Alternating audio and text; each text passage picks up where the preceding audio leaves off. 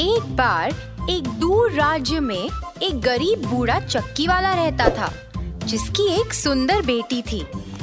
एक दिन जब चक्की वाला अपने अनाज के दानों को चक्की में पीस रहा था, तभी राजा और उसके लोग घोड़े पर सवार होकर चक्की वाले से वसूली करने के लिए रुक गए। मेरे पास बहुत कम पैसे हैं महाराज, पर मेरे पास मेरी एक सुंदर बेटी है। चक्की वाले ने कहा, मेरे पास सुंदरता के लिए बहुत कम समय है। राजा ने उत्तर दिया, मेरी इच्छा है दुनिया का बहुत सारा धन संपत्ति पाना। बिना सोचे समझे चक्की वाला तुरंत बोला, क्या मैंने आपको बताया कि मेरी बेटी भूसे को सोने में बदल सकती है? सच में? राजा ने सवाल किया और वह अपने घोड़े पर बैठकर सोचने लगा। अगर ये सच है तो उसे कल मेरे महल में लाओ और मैं उसकी इस क्षमता का परीक्षण करूंगा। और अगले दिन चक्की वाले ने अपनी बेटी को राजा के महल में भेज दिया।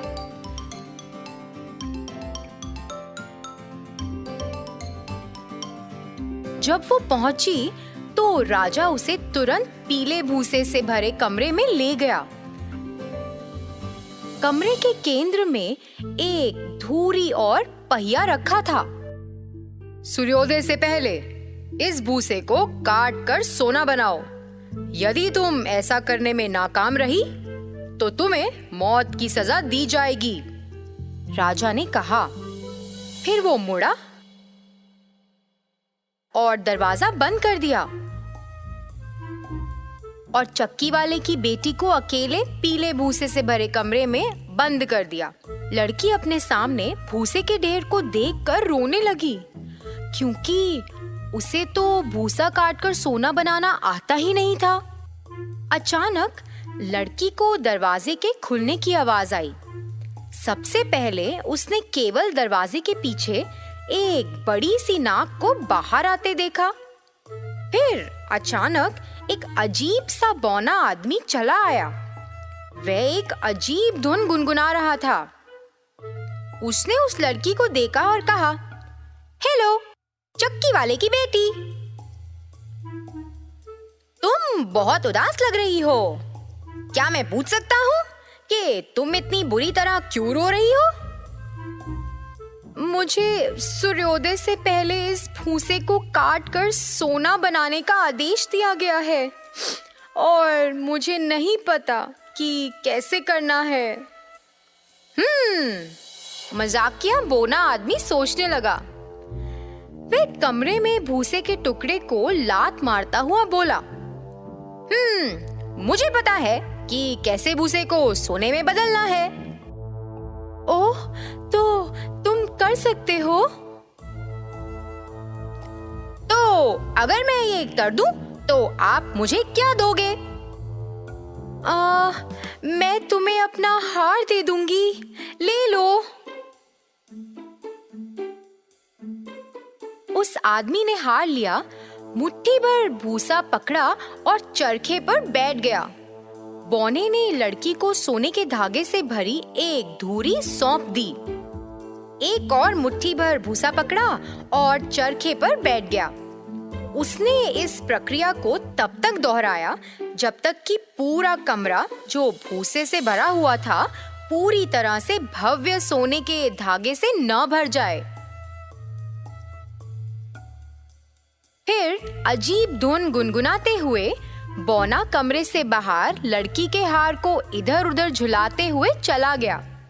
जब राजा सूर्योदय के समय कमरे में आया तो वह यह देखकर चकित रह गया कि चक्की वाले ने अपनी बेटी की क्षमताओं के बारे में सच कहा था। सोने से भरा कमरा देखकर राजा प्रसन्न हुआ। हालांकि जब उसने इतना सोना देखा तो राजा और अधिक लालची हो गया।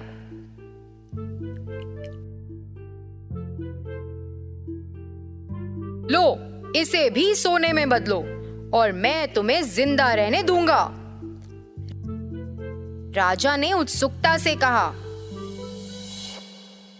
और लड़की को कमरे में अकेले भूसे के साथ बंद कर दिया। इस बार लड़की निराश हो गई। पहले की तुलना में वह और भी अधिक पीले रंग के भूसे को देखकर रोने लगी। वो रोई जा रही थी और तभी उसने दरवाजा खुलने की आवाज सुनी। तभी उसने फिर से एक बड़ी नाक दरवाजे के अंदर आती देखी और क्षणों के बाद वही बौना छोटा आदमी अपने मजाकिया गाने को गुनगुनाता हुआ कमरे में आया। चक्की वाली की बेटी को नमस्ते। बेचारी लड़की बिना किसी जवाब के धीरे से रो पड़ी। तुम मुझे इस भूसे को सोने में बदलने के लिए क्या दोगी? लड़की ने उस आदमी की तरफ देखा और उसे देने के लिए कुछ ढूंढने लगी और बोली, हाँ, मैं तुम्हें अपनी उंगली से ये अंगूठी दूंगी। छोटे आदमी ने अंगूठी ले ली और उसे अपनी उंगली में डाल लिया। वो उल्लास से मुस्कुराया और फिर खुशी से कमरे में चारों ओर नाचने लगा। फिर उसने मुट्ठी भर भूसा पकड़ा और चरखे पर बैठ गया। उस आदमी ने लड़की को सोने के धागे से भरी एक धूरी सौंप दी। एक और मुट्ठी पर भूसा पकड़ा और एक बार फिर चरखे पर बैठ गया। उसने इस प्रक्रिया को तब तक दोहराया जब तक कि पूरा कमरा सोने के धागों से भर नहीं गया। गुनगुनाते और कमरे में चारों ओर घूमते हुए वे अपनी नई अंगूठी को देखता हुआ फिर से चला गया। जब सूर्योदय फिर से आया तो राजा ने कमरे में प्रवेश किया और पहले से भी ज्यादा सोना देखकर और भी चकित रह गया।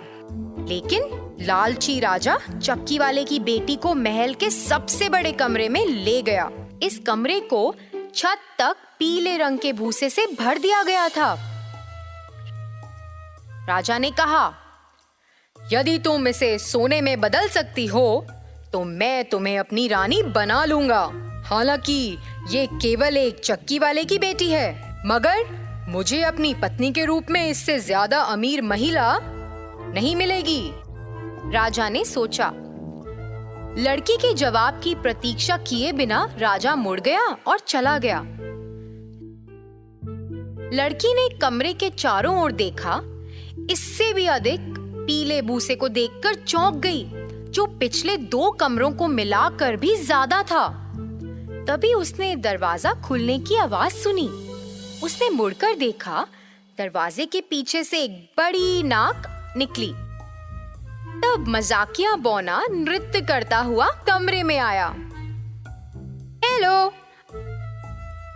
अगर मैं इस भूसे को सोने में पिरोऊं तो तुम मुझे क्या दोगी? मेरे पास आपको देने के लिए कुछ भी नहीं बचा है।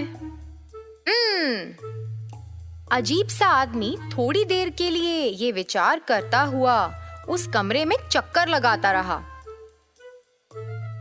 मुझे पता है, उसने अचानक कहा। अगर मैं इस भूसे को सोने में बदल दूं तो तुम रानी बनने पर मुझे अपनी पहली संतान देने का वादा करो। बिना कुछ सोचे समझे लड़की ने रानी बनने के बाद अपनी पहली संतान को देने का वादा कर दिया। उसने यह मान लिया कि वह वैसे भी ये बोना उनके सौदे को भूल जाएगा और फिर खुशी खुशी वो बौने को महल के सबसे बड़े कमरे के भूसे को सोने के धागे में पिरोते हुए देखने लगी। और जब वो मजाकिया बौना कमरे से बाहर चला गया, चक्की वाले की बेटी को लगा कि उसे कभी भी बड़े नाक वाले चेहरे को फिर से नहीं देखना पड़ेगा। सुबह जब राजा लड़की को देखने आया तो वह यह देखकर खुश हो गया कि उसके महल का सबसे बड़ा कमरा अब शानदार सोने के टीलों से भर गया था।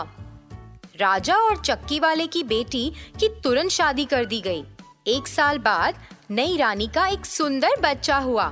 वह उस बौने को दिए हुए अपने वादे के बारे में भूल गई थी और इसलिए एक दिन जब वह अपने बच्चे को सुला रही थी तो उसे फिर से बड़ी नाक वाला आदमी दिखाई दिया और वो हैरान रह गई।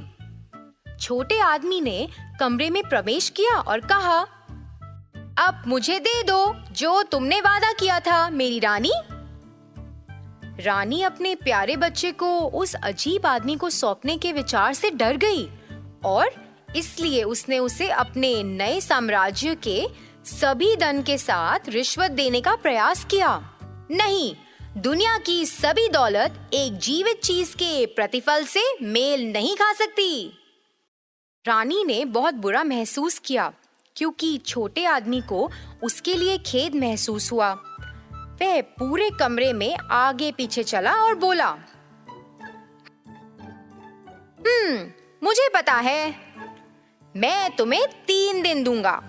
यदि तुम तीसरे दिन के अंत तक मेरा नाम पता लगा सकती हो तो मैं तुम्हें अपने बच्चे को हमेशा के लिए रखने दूंगा।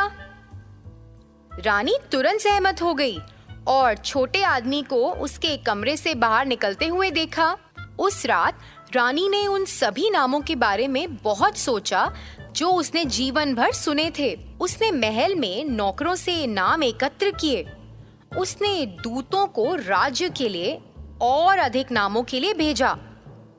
उसकी सूची बढ़ती गई, लेकिन चाहे उसने कितने भी नाम दिए हो, छोटे आदमी ने बस एक ही जवाब दिया, नहीं, ये मेरा नाम नहीं है।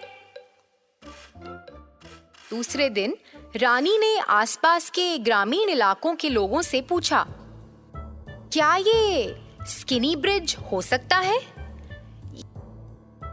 या शायद ये स्पिंडल शंख है। लेकिन चाहे उसने कितने भी नाम दिए हो, छोटे आदमी ने बस एक ही जवाब दिया, नहीं, ये मेरा नाम नहीं है। अब तक रानी उत्सुक थी। अपनी उत्सुकता में रानी ने अपने सबसे भरोसेमंद नौकर को किसी भी नाम की खोज करने के लिए भेजा। जब तीसरे दिन दूत वापस लौटा तो उसने रानी को बताया कि वह जंगल में बहुत घूमा। उसने बताया कि वहां उसने एक अजीब से छोटे आदमी को आग के चारों ओर नाचते गाते देखा था। उसके नौकर ने एक धुन गुनगुनाना शुरू कर दिया और ये एक सुनी हुई धुन थी। इसके साथ रानी ने उस धुन को पहचान लिया जो कि अजीब सा आदमी हमेशा गुनगुनाता था। कुछ समय बाद छोटा आदमी उसके कमरे में घुस गया। हेलो मेरी रानी, मेरा नाम क्या है? रानी कमरे में इधर उधर टहलते हुए सोचती रही। आपने कहा कि आपका नाम बिल या विल नहीं है, तो क्या ये फिल हो सकता है? नहीं, ये मेरा नाम नहीं है। और आपने कहा कि यह जॉन या रॉन भी नहीं है, तो क्या ये शॉन हो सकता है?